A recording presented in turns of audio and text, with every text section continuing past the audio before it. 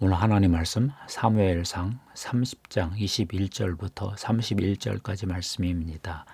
하나님의 정의는 인간의 정의와 어떻게 다른가 생각해 보았습니다. 서울대학교 자유전공학부 김범수 교수가 최근 한국 사회에서 공정이란 무엇인가 라는 책을 썼습니다. 김범수 교수는 공정과 정의를 구별했습니다. 공정은 분배와 관련된 올바름이다 했고요. 정의는 분배보다 더 포괄적인 올바름을 말한다 했습니다. 이익이 생겨 이득을 나눌 때 공정하다, 공정하지 않다는 말을 씁니다. 그런데 전철에 떨어진 노인을 한 젊은이가 구했을 때 공정하다는 말을 쓰지 않고 의롭다, 의인이다 합니다. 오늘 성경에도 공정과 정의에 대한 문제가 나옵니다. 다윗 부하들 사이에서 전리품 분배 문제로 공정, 정의 문제가 불거졌습니다. 다윗이 사울의 추격을 피해 가드에 망명했지요. 가드의 아기스 왕은 다윗이 사울의 원수가 된 것을 알고 자기 부하로 삼으려 했습니다. 지방 성읍 시글락을 주었습니다. 다윗은 이방 족속을 공격하고 유다를 공격했다고 거짓 보고했습니다. 다윗이 원치 않는 상황이 이제 벌어졌는데요. 블레셋과 이스라엘 전쟁입니다. 다윗도 참전해야 될 상황인데 블레셋 방백들이 다윗의 참전을 반대해 주었습니다. 하나님이 도와주신 거죠. 다윗이 시글락 진영에 돌아와 보니 아말렉이 진영을 다 노략질해 갔습니다. 성읍이 불탔고 가족들이 다 잡혀갔습니다. 또 다윗이 또 위기에 빠졌지요. 다윗은 바로 하나님께 다시 묻고 추격했습니다. 600명이 추격을 했는데 부솔 시내에 이르러 200명이 뒤처졌습니다. 그들을 시내가에 머물게 하고 400명은 계속 추격에 나섰습니다. 아말렉 군대 중 나고병 한 명을 만나 도왔다가 아말렉에 대한 정보를 얻었습니다. 결국 따라잡아 아말렉을 치고 가족과 빼앗긴 재산 되찾고 전리품도 챙겼습니다. 돌아오는 길에 부솔 시내에 이르렀는데 문제가 불거졌습니다. 일부 다윗의 부하들이 피곤해 부솔 시내에 남아있던 200명에게 전리품을 나눠줄 수 없다 이렇게 주장했습니다. 사무엘상 30장 22절인데요. 다윗과 함께 갔던 자들 가운데 악한 자와 불량배들이 다 이르되 그들이 우리와 함께 가지 아니하였은즉 우리가 도로 찾은 물건은 무엇이든지 그들에게 주지 말고 각자의 처자만 데리고 떠나가게 하라 하는지라. 순간 긴장이 감돌았습니다. 노력대로 공적대로 분배해야 공정하다는 주장인데요. 일종의 성과주의지요. 우리 시대에도 성과주의가 만연해 있습니다. 과거에는 돈, 권력, 인맥이 사회를 움직였습니다. 반칙과 특권이 지배했습니다. 최근에는 공정 문제가 크게 부각되었습니다. 공정한 경쟁을 통해 검증된 실력에 따라 기회가 주어져야 한다고 주장합니다. 사회가 그만큼 발전한 것이지요. 그런데 일부 진보적인 사람들은 소수자 우대 정책을 찬성합니다. 사회 전체적인 차원에서 공정하고 정의로운 결과를 도출하기 위해 과정에서 불평등은 용인해야 된다 주장합니다. 또 다른 이들은 역차별이다 주장합니다. 그러다 보니 한쪽에서는 기회 균등과 과정의 공정성을 주장하고요. 다른 한쪽에서는 결과의 공정성을 강조합니다. 김범수 교수는 정치가들과 언론이 특정 사안에 대해서는 기회균등, 과정의 공정성을 주장하고 다른 사안에 대해서는 결과의 공정성을 주장한다고 합니다. 편의주의적이란 주장이라는 건데요. 김범수 교수는 현재 우리나라를 지배하는 논리는 개인주의적 능력주의다라고 평가합니다. 경쟁이 치열해졌습니다. 그러다 보니 개인의 능력, 특히 객관적인 시험 또는 공개 경쟁을 통해 검증된 능력을 본다는 건데요.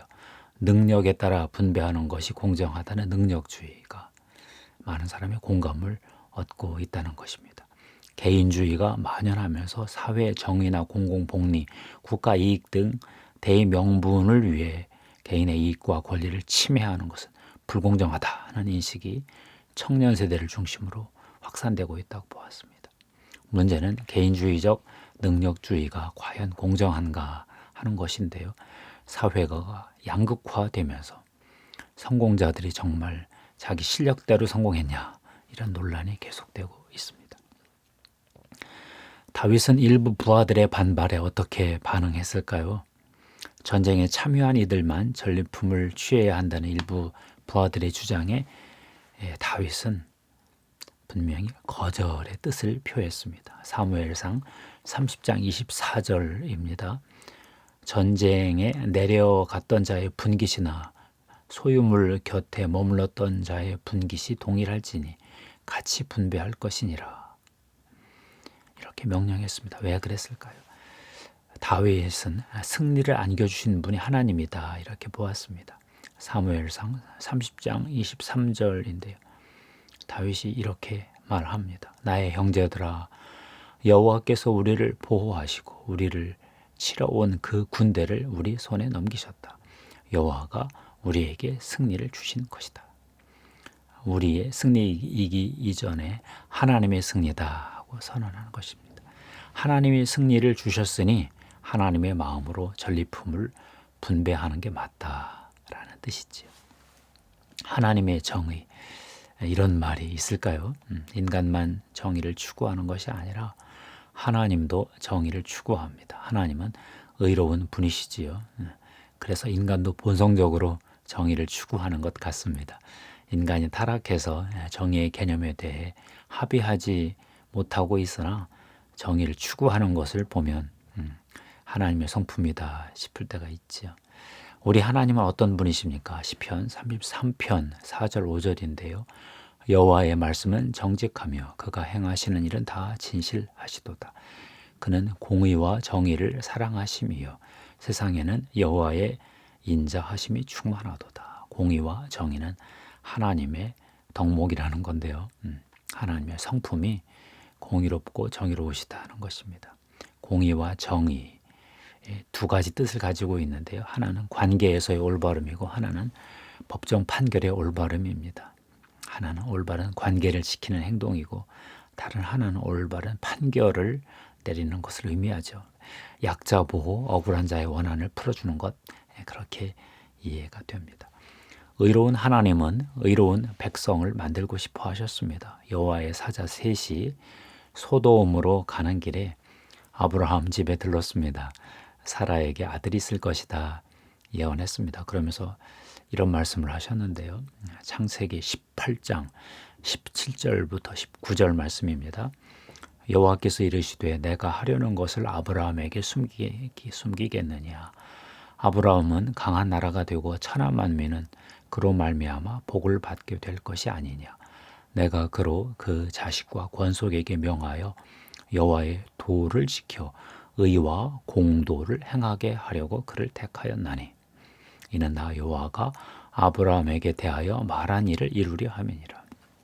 아브라함을 선택하셨다. 그 선택의 이유, 목적은 아브라함과 그 가족으로 하여금 여호와의 도를 지켜 의와 공도, 즉 하나님의 공의와 정의를 행하게 하려는 것이다.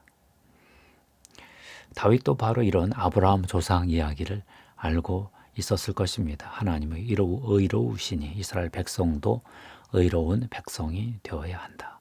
하나님의 공의와 정의를 이루어야 한다. 이렇게 본 것이지요.